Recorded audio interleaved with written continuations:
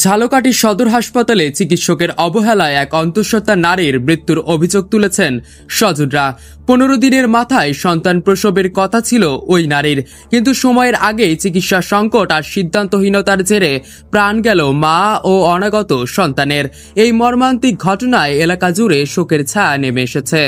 স্বজনরা জানান, অন্তঃসত্ত্বা ওই নারী ডেঙ্গুতে আক্রান্ত হন। গত 26 জুলাই ডেঙ্গু শনাক্ত হওয়ার পর চিকিৎসকের পরামর্শে ঝালকাঠি সদর হাসপাতালে ভর্তি করানো হয়, কিন্তু অবস্থার উন্নতি না হওয়ায় পরিবারের পক্ষ থেকে বারবার উদ্বেগ প্রকাশ করা হয়।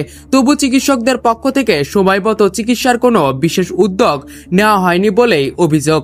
স্বামী সজল বলেন, আমি বারবার বলেছি চিকিৎসা ঠিক হচ্ছে কিনা, পরীক্ষা নিরীক্ষা ঠিক মতো হচ্ছে কিনা, কিন্তু স্যার বললেন সমস্যা নেই, আমরা চাইনি এখানেই চিকিৎসা হোক।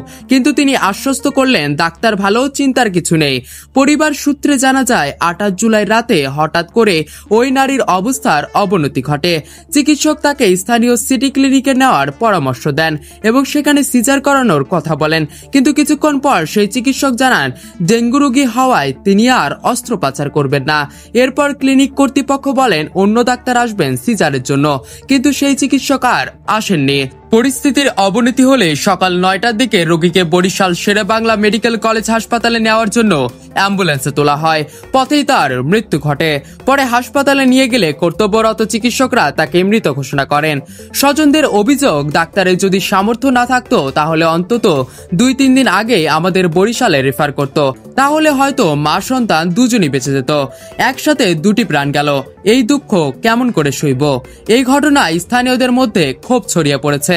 জনসাধারণের প্রশ্ন, চিকিৎসক যখন রোগীকে সেবা দিতে অক্ষম তখন কেন সময় মতো রেফার করা হয়নি?